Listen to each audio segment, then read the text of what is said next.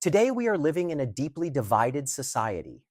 Where do you think the sharpest divisions and conflicts are taking place in our world today? Is it regional conflict based on where people come from? Is it generational conflict stemming from differences between the young and the old? Is it gender conflict arising from differences between men and women? These are indeed deep and painful fractures that continue to scar our society, but I am convinced there is an even deeper and more dangerous division at work: political conflict. While regional, generational, and gender based divisions each have their own social and historical causes, the deepening and hardening of these divisions in our time have been largely fueled by political polarization and agitation. In these politically turbulent times, has our Christianity humbly and wisely worked to heal the divisions and foster reconciliation? Sadly, it seems that rather than easing the tensions and conflicts in our society, much of Christianity has actually worsened them. Of course, many pastors and believers have made sincere efforts to prevent unnecessary political strife from invading the church.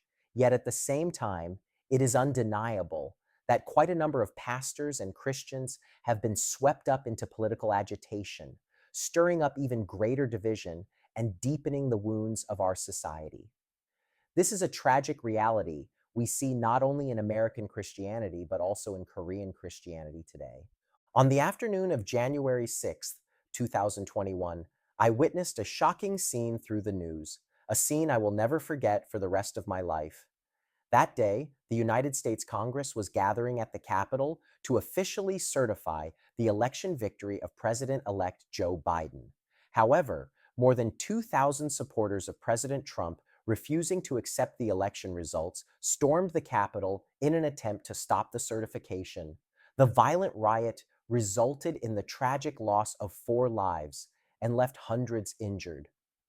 I was horrified to see, for the first time in American constitutional history, civilians invading and occupying the Capitol.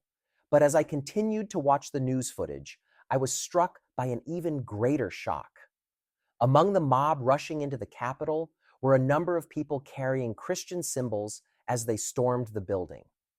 Yet, this kind of reckless political uprising carried out in the name of Christianity was not limited to the United States, where political division had reached an extreme. More recently in Korea, we have seen similar tragedies. Some Christians have confused their faith with their political convictions, leading them to engage in radical actions that threaten the rule of law and social order. In the early morning of January 19th, 2025, an angry mob stormed the Seoul Western District Court, refusing to accept the legal judgment against the former president of South Korea. Much like the events at the U.S. Capitol, many among them identified themselves as Christians, confusing political loyalty with a defense of divine justice. They participated in or supported violent protests against the court. Of course, not all Korean Christians condone such actions. Many pastors and believers firmly opposed the violence and stood for peace. Still, we cannot deny the heartbreaking reality that certain Christian groups have turned faith into a political weapon, further deepening the social division. Then how should we, as Christians who seek to believe in God rightly and follow Jesus faithfully, view and respond to the political conflicts and divisions in our world today? How should we conduct ourselves when someone with different political views comes to power as the president and forms a government in our nation? Over the past weeks, we have studied Romans chapter 12 and learned in detail how we are to relate to others as living sacrifices dedicated to God. To offer ourselves as living sacrifices means that every area of our lives is brought under the reign of God. It means that all our human relationships are centered around our relationship with Him. Therefore, as those who have given themselves to God, we are called to love our families, love the church, love our neighbors, and even love our enemies because of our relationship with God. And this same truth also applies to our relationship with the government. As living sacrifices offered to God, we must not only love our families, the church, our neighbors, and even our enemies, but we must also relate to the governing authorities with a heart that is conscious of God and submits to Him. Major truth. As living sacrifices offered to God, we must submit to the governing authorities that are established by God. Point number 1. Because all authority in the world comes from God, we must submit to the civil authority. Romans chapter 13, verses 1 to 2.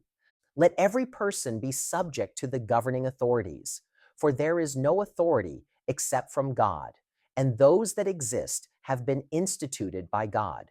Therefore, whoever resists the authorities resists what God has appointed, and those who resist will incur judgment. There is no authority in this world that does not come from God. God is the sovereign Lord of the universe and the Almighty King who governs all human governments according to His will. This is why Daniel praised God, declaring that He establishes and removes rulers throughout the world according to His purpose. Daniel chapter 2, verses 20 to 21. Blessed be the name of God forever and ever, to whom belong wisdom and might. He changes times and seasons. He removes kings and sets up kings. He gives wisdom to the wise and knowledge to those who have understanding. Daniel also boldly declared this truth to King Nebuchadnezzar, the mightiest conqueror who ruled over the world at that time. Daniel chapter 4, verse 25. Till you know that the Most High rules the kingdom of men and gives it to whom He will. Did you know that Jesus Himself demonstrated that all political authority ultimately derives from God, and that we must acknowledge political authority because we acknowledge God's authority? When Jesus stood trial before Pilate, He did not utter a single word in His own defense. Frustrated by Jesus' silence, Pilate spoke of the political authority he possessed as a Roman governor in these words. John chapter 19, verses 10 to 11. So Pilate said to him, You will not speak to me? Do you not know that I have authority to release you and authority to crucify you? Jesus answered him, You would have no authority over me at all unless it had been given you from above. Therefore, he who delivered me over to you has the greater sin. Let us take a closer look at Jesus as He stood before Pilate. Jesus is the king who reigns over the entire universe. Pilate, on the other hand, was merely a limited and ignorant man who could not even comprehend the true significance of the events taking place before his very eyes. Who created Pilate? Who was sustaining Pilate's beating heart and every breath he took at the very moment he was presiding over the trial of Jesus? It was none other than Jesus Himself. And yet, this created being dared to say to his creator, Do you not know that I have authority to release you and authority to crucify you? What a foolish and absurd scene this is. Yet Jesus did not mock or reject Pilate's authority. Rather, He silently and willingly submitted to it. Why did Jesus respond this way? The reason is clear. He fully understood that Pilate's authority, however it was used, had ultimately been granted from above, from God the Father. As Jesus Himself declared, You would have no authority over me at all unless it had been given you from above. In other words, what mattered was not who Pilate was, but where his authority came from. Jesus knew with certainty that it was His Father who stood between Himself and Pilate. We too must take to heart the meaning of Jesus' words to Pilate. As we live under earthly authorities, no matter who they may be, we must never forget this one unshakable truth. All civil authority comes from God.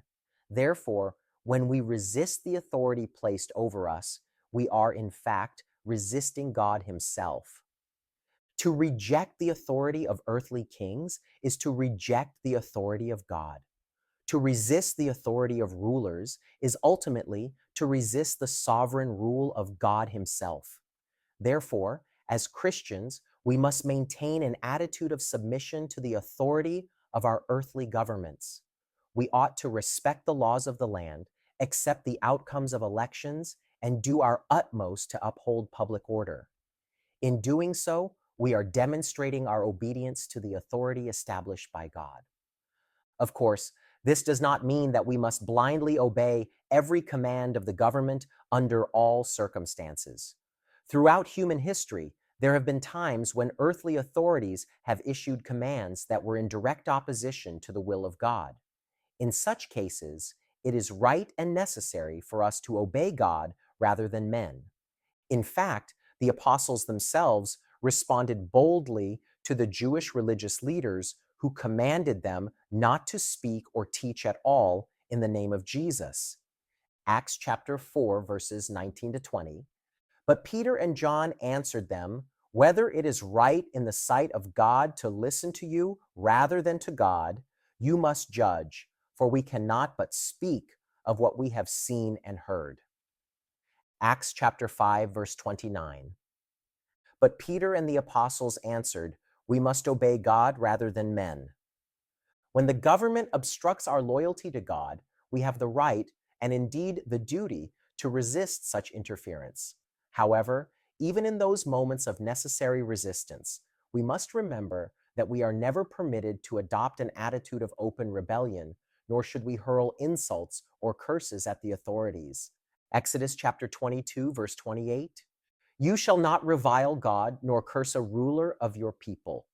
Christians who curse or revile the government or its leaders simply because they hold different political views must remember, in doing so, they dishonor God.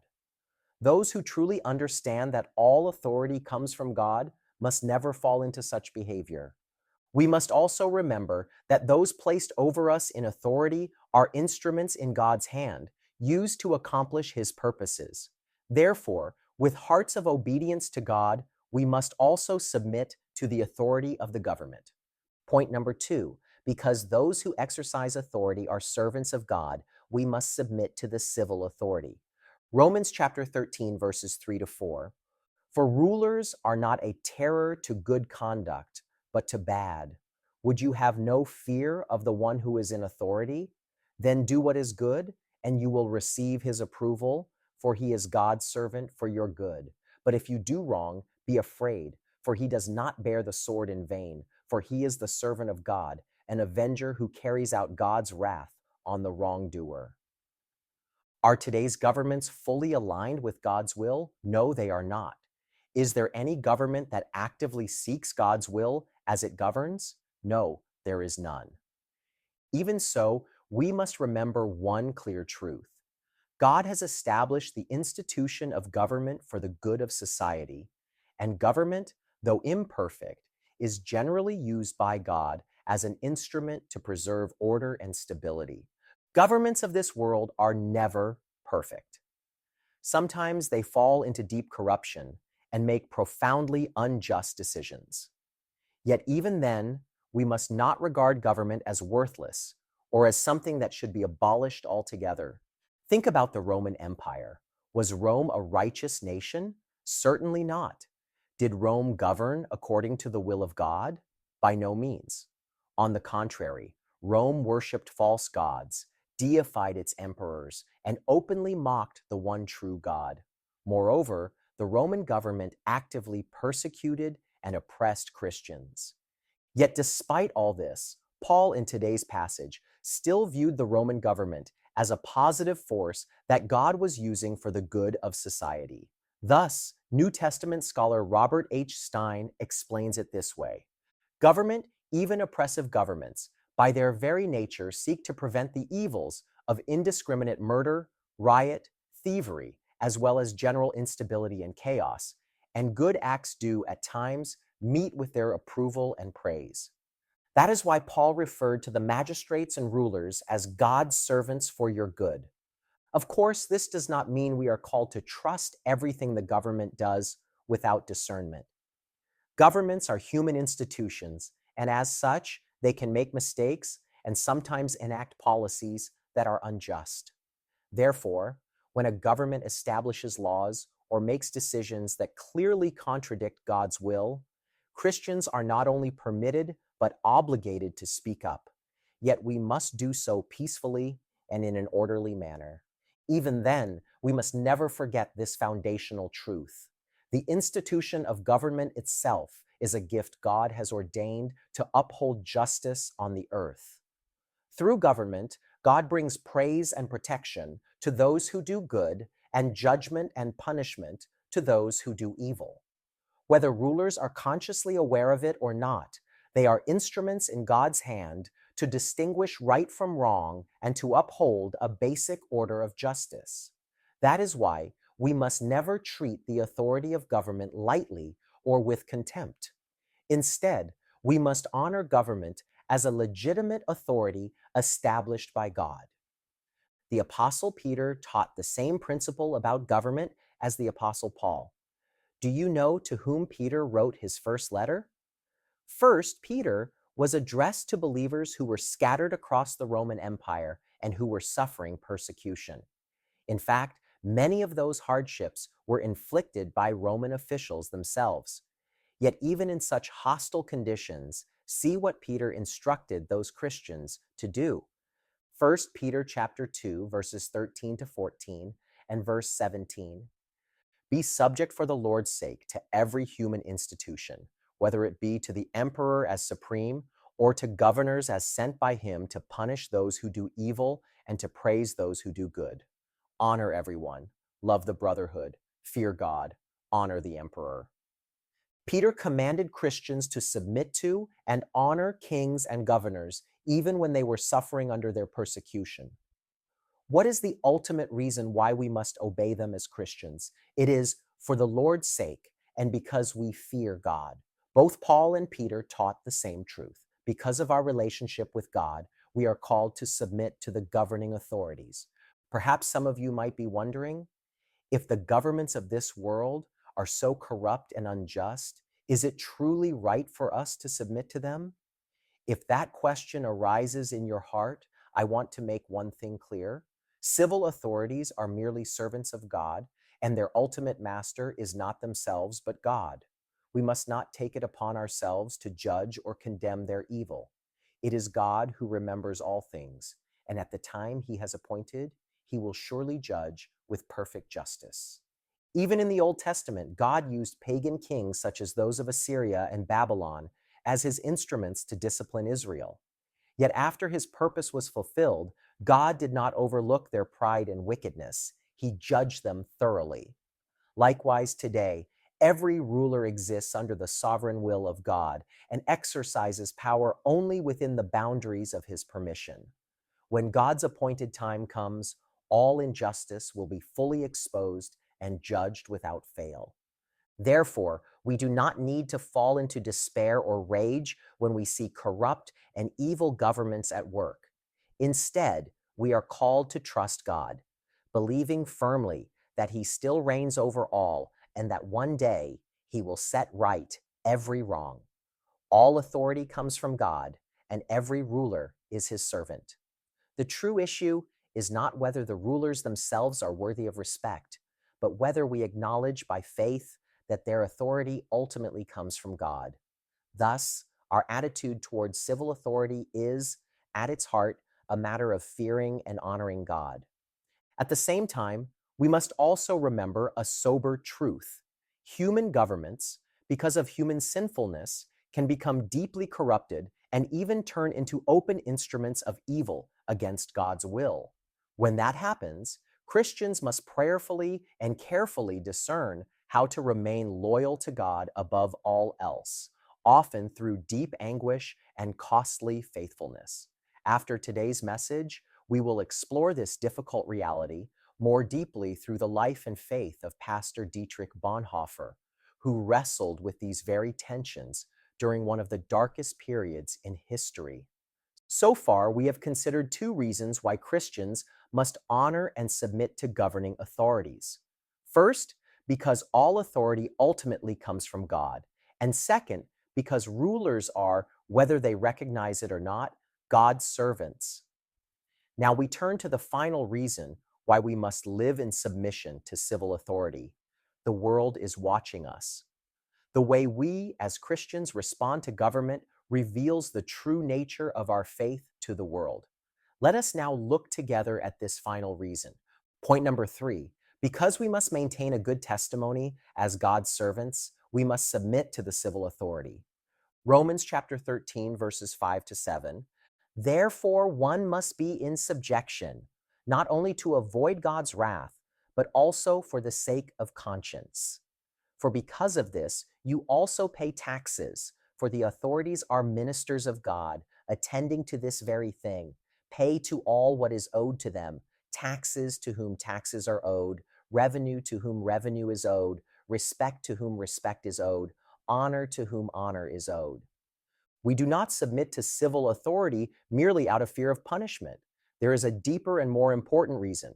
Our conscience demands it. What is conscience? Conscience is the faculty God has implanted within us that enables us to judge our own thoughts and actions according to the highest standard we recognize. Our conscience already knows that rejecting the government's authority is, in fact, rejecting the authority of God. Therefore, in order to keep a good conscience before Him, we must submit to civil authorities in accordance with God's will. Moreover, we are called to live as responsible citizens in this world, worthy of our identity as God's people. As God's people, we must faithfully uphold the laws of the land, pay taxes honestly, and respect public order, fulfilling the duties required of us as citizens. If Christians contribute to disorder in society, disregard the law, or neglect their civic responsibilities, it does not merely disrupt social peace. It brings dishonor to God's name and severely tarnishes the glory of the gospel. Perhaps you might wonder why the Apostle Paul particularly emphasized our duty to pay taxes and customs. When we follow Paul's line of reasoning, we find that paying taxes signifies far more than merely fulfilling a civic duty. Paying taxes is a tangible expression of our acknowledgement of the government's authority and our submission to the order God Himself has established. When we pay taxes, we are recognizing and honoring the authority structure God has set in place. In fact, it was our Lord Jesus Himself who first taught us about the Christian's responsibility as a citizen. We all know well what Jesus said regarding paying taxes to the state. Mark chapter 12, verse 17. Jesus said to them, "Render to Caesar the things that are Caesar's, and to God the things that are God's." And they marveled at Him. Jesus clearly taught us to distinguish between our responsibilities to earthly governments and our responsibilities to God. We must be faithful in fulfilling both. We belong to God, but at the same time, we are called to live responsibly as citizens of this world. Yet some Christians misunderstand what it means to have citizenship in heaven. They think it means they can neglect their responsibilities on earth or be indifferent to the affairs of this world. But true Christians, those who live as living sacrifices before God, never live that way. As followers of Jesus, we are called to fulfill our duties as citizens faithfully, just as He taught us. As Christians, we are obligated to obey the law, pay our taxes, and fulfill other civic responsibilities, such as military service in Korea or jury duty in the United States. We must also faithfully exercise the right and responsibility to vote. Voting is not just an individual right, it is a sacred opportunity to uphold justice and righteousness within the order that God has established. Through our votes, we use our voices to support the values and structures that align more closely with God's will. That's why, earlier last week, I drove more than 10 hours round trip to the South Korean consulate in Washington, D.C. to renew my passport. I wanted to make sure I would be able to participate in the upcoming presidential election of South Korea. It was a long trip, but I considered it a small sacrifice to fulfill my responsibility as a citizen and to use my vote in a way that honors God. Fulfilling our duties as citizens and honoring the civil authorities are essential marks of a good Christian testimony in this world. The early Christians understood this very well. Polycarp, a disciple of the Apostle John, clearly expressed this conviction when he was interrogated by a Roman governor shortly before his martyrdom. To thee I have thought it right to offer an account of my faith, for we are taught to give all due honor, which entails no injury upon ourselves, to the powers and authorities which are ordained of God. Justin Martyr, an early Christian apologist of the 2nd century, strongly defended Christians against the malicious rumors that were circulating at the time. He argued that if Roman authorities carefully investigated the truth, they would find that Christians were not harming the Roman Empire in any way. Justin emphasized that Christians faithfully prayed for the emperor and fulfilled their civic duties, and if the truth were fully known, it would be clear that Christians were moral, honest, law-abiding citizens. In fact, he insisted that they were the best allies of the Roman Empire in securing good order. Another early Christian apologist, Tertullian, also emphasized that Christians were doing their utmost to fulfill their responsibilities as Roman citizens. We offer prayer for the safety of our princes to the Eternal. He also declared that prayer was given for the complete stability of the empire and for Roman interests in general. We are lending our aid through prayer to Rome's duration. Finally, Tertullian was even so bold as to maintain that Caesar is more ours than yours, for our God has appointed him, and Christians do more than you, Romans, for his welfare. True Christians have always recognized the authority of the rulers who govern their land and have faithfully fulfilled their responsibilities as citizens in whatever circumstances they found themselves. We, too, are called to live in this world, both as citizens of God's kingdom and as responsible citizens of the nation where he has placed us. Our ultimate allegiance belongs to God alone, yet it is this very God who commands us to submit to earthly authorities and to live as good and faithful citizens here and now. Therefore, we must honor the law, uphold order, and strive to promote peace in our society. We must not be those who bring dishonor to the name of God, but those who, through our integrity and good conduct, display his glory. When we faithfully respect the law, cherish order, and exert a positive influence for the good of our nation and our neighbors, the world will see through our lives the living God whom we serve. Especially in an age like ours, marked by deep political chaos and division, Christians must not be swept away by the rage and hatred of the world. Instead, we must walk the path of peace according to the will of God. We must bear witness to the truth with humility and love and shine the light of God's kingdom in the midst of the darkness. Remembering Jesus' words, "Render to Caesar the things that are Caesar's, and to God the things that are God's," we are called to live faithfully as citizens of heaven and responsibly as citizens of this world.